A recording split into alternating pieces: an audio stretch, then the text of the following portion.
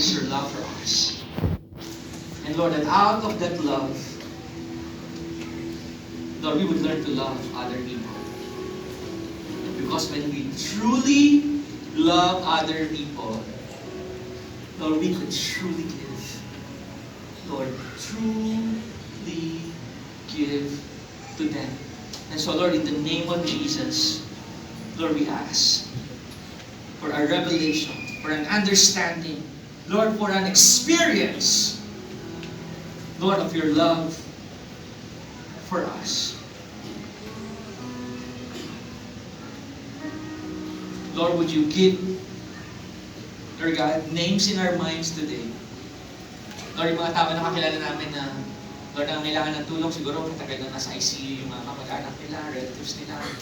Lord, yung mga namatayan. Lord, yung mga estudyante na kilala namin na hindi makapasok sa eskwelahan or hirap na hirap, naglalakad sila. O Lord, wala silang baon. Lord, would you help us? Lord, to make a difference, at least in the life of one person. Lord, there are probably 3,000 of us, adults.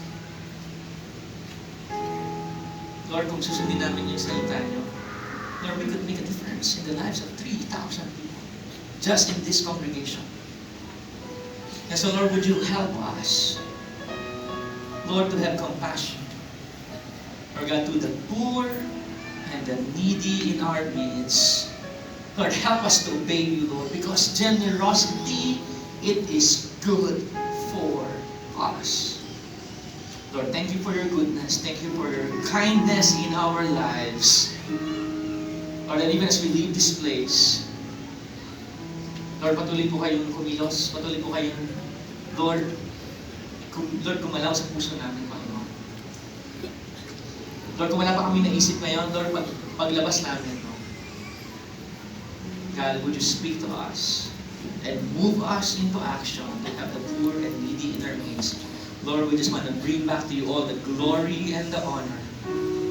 Lord, because you gave, Lord, we are experiencing your goodness, your love in this place, in our relationship with you, in our walk with you, Lord. Thank you that because you love us, you gave your one and only Son to us. Lord, we bless you. In Jesus' name we pray. Amen. And God bless you.